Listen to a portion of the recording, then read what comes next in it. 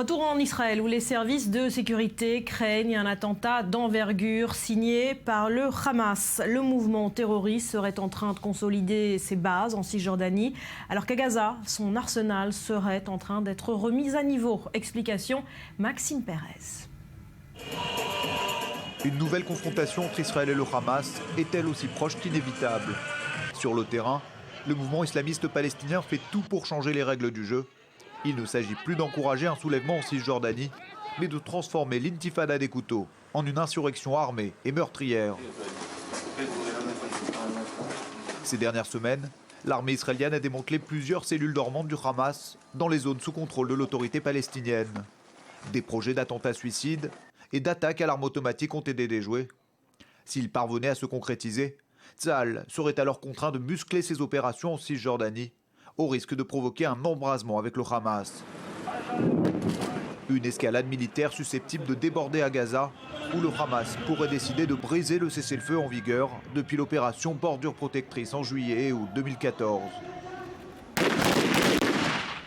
Depuis 18 mois, le groupe islamiste n'a pas ménagé ses efforts pour se réarmer et préparer un nouveau round d'affrontement avec Israël. Selon un rapport des renseignements militaires, il serait parvenu à restaurer ces tunnels détruits par Tsahal lors de la dernière guerre. Une partie d'entre eux atteindrait le territoire israélien. Et voilà une nouvelle équation délicate à résoudre pour le gouvernement de Benyamin Netanyahou.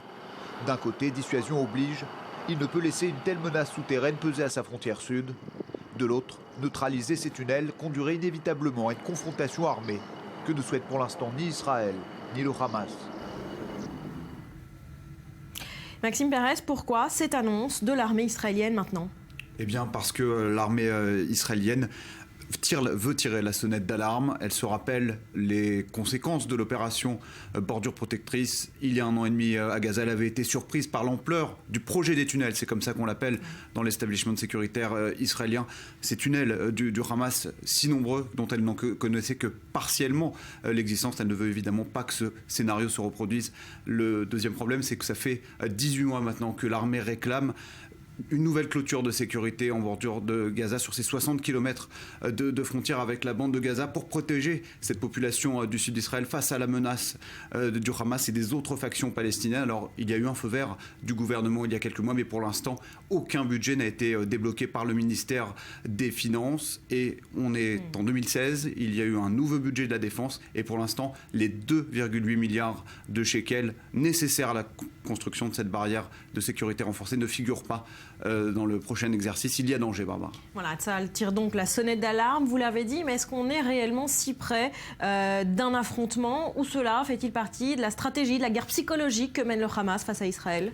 Alors fondamentalement, la donne stratégique n'a pas changé. Le Hamas reste un mouvement isolé, contesté de l'intérieur. On l'a vu avec l'émergence de groupes salafistes. Il est également contesté par la population. Donc s'engager dans un conflit armé avec Israël risquerait d'affaiblir sa stature et sa légitimité à l'intérieur de Gaza. Maintenant, le Hamas veut coûte que coûte reprendre le pouvoir en Cisjordanie par la force. Il est en train de planifier ouvertement des attentats anti-israéliens et la question est de savoir s'il mesure réellement les conséquences de ces actes. On se rappelle en juin 2014, tout est allé très vite après le kidnapping et le meurtre des 3 adolescents israéliens en Cisjordanie.